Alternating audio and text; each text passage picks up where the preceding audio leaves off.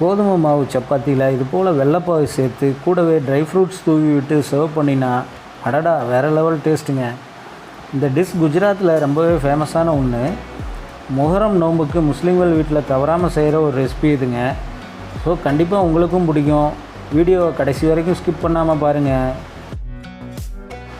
Hi friends, welcome back to Asma's Tamil kitchen. இந்த இனிப்பு சப்பாத்தி ரெசிபிக்கு குஜராத் மகாராஷ்டிராவில் சோங்கேன்னு பேருங்க.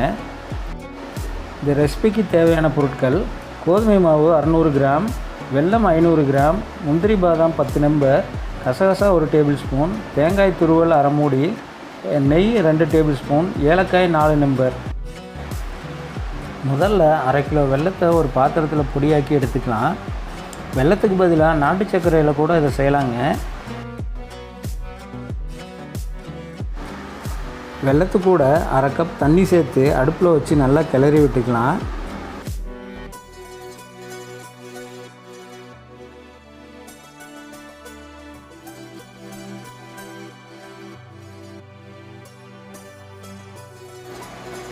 வெல்லம் நல்லா கரைஞ்சி வந்ததும் 4 ஏலக்காயை தட்டி சேர்த்துக்கலாங்க.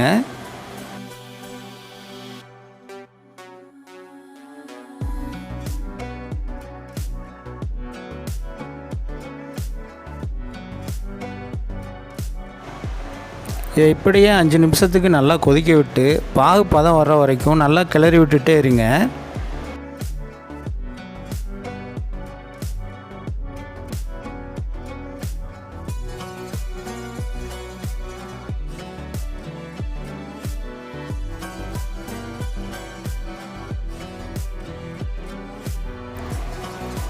பாருங்கள், இப்போ பாகு ரெடி ஆயிடுச்சு.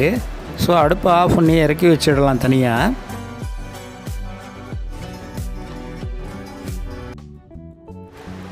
அடுத்ததாக இப்போ சப்பாத்திக்கு மாவு ரெடி பண்ணிக்கலாம்.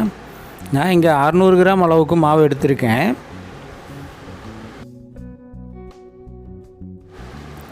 கூட தேவையான அளவு உப்பு சேர்த்துக்கலாம். 2 டேபிள் ஸ்பூன் நெய் அல்லது எண்ணெய் சேர்த்துக்கலாம். மாவு கூட உப்பு எண்ணெய் ரெண்டும் நல்லா மிக்ஸ் ஆகிற மாதிரி நல்லா கைகளால் கலந்து விடுங்க.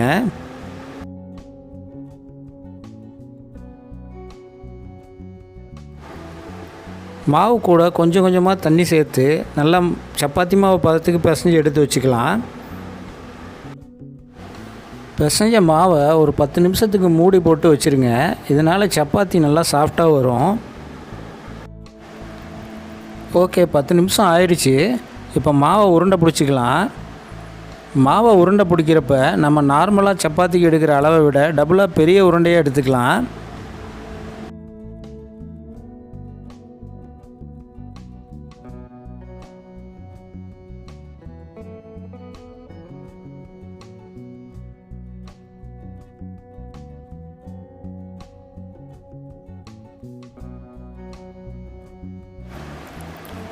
பாருங்கள், இது மாதிரி ரொம்ப மெல்லிசாவும் இல்லாமல் ரொம்பவும் தடிமனாகவும் இல்லாமல் இந்த மீடியமான தடிமனில் சப்பாத்தியை நீட்டி எடுத்துக்கலாம்.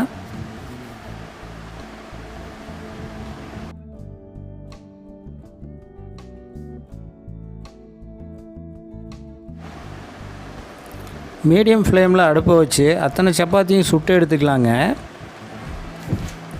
சப்பாத்தி தடிமனாக இருக்கிறதால 2 பக்கமும் கருக விடாமல் நல்லா வேக விட்டு எடுத்துக்குங்க.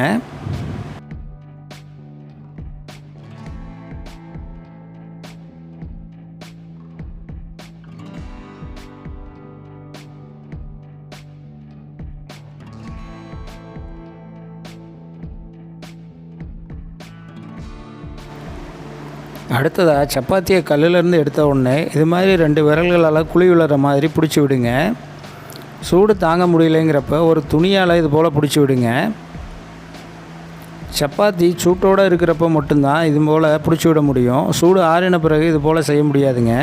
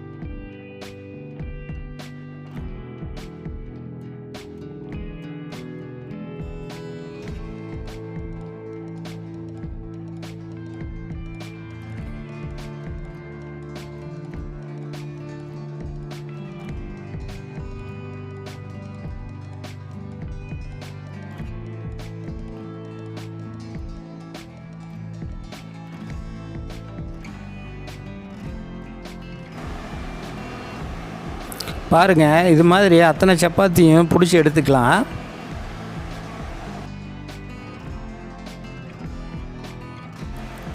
அடுத்ததாக நம்ம காய்ச்சி வச்ச வெள்ளைப்பாக ஒரு சல்லடை வச்சு வடிகட்டி எடுத்துக்கலாங்க.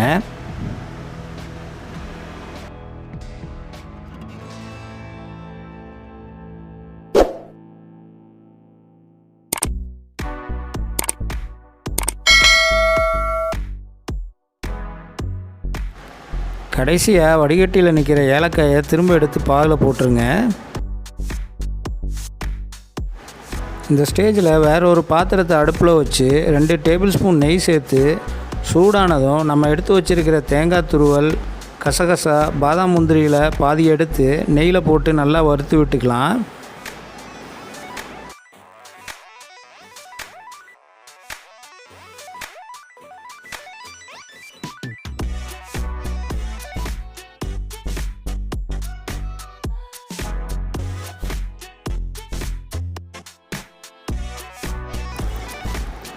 இதோட பச்சை வாசனை போகிற வரைக்கும் ஒரு 2 நிமிஷத்துக்கு நல்லா வதக்கி விட்டு எடுத்துக்கலாங்க.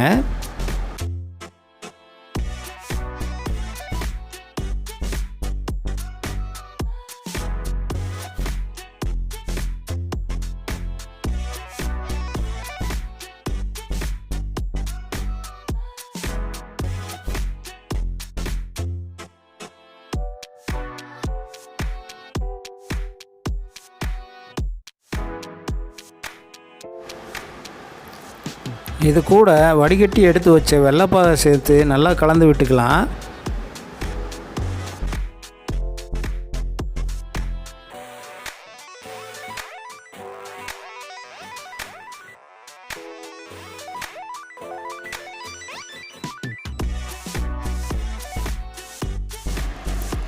கடைசியாக ஒரு குழிவான தட்டு அல்லது பாத்திரத்தில் சப்பாத்தியை வச்சு அது மேலே கொஞ்சமாக ட்ரை ஃப்ரூட்ஸ் தூவி விட்டு சப்பாத்தி முழுசும் நல்லா நனையிற மாதிரி வெள்ளைப்பாக ஊற்றி விடுங்க.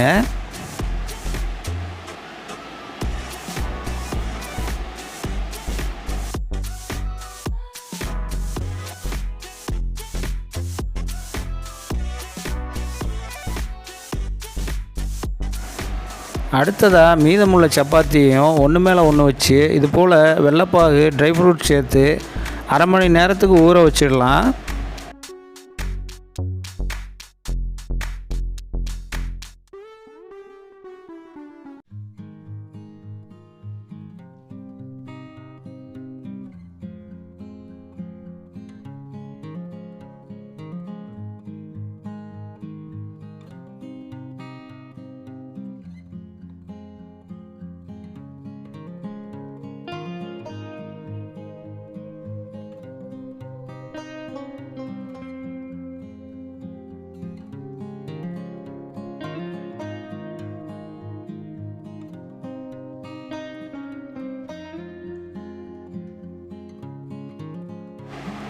பாருங்கள், நம்ம சுட்டு வச்ச அத்தனை சப்பாத்தியும் ரெடி ஆகிடுச்சு.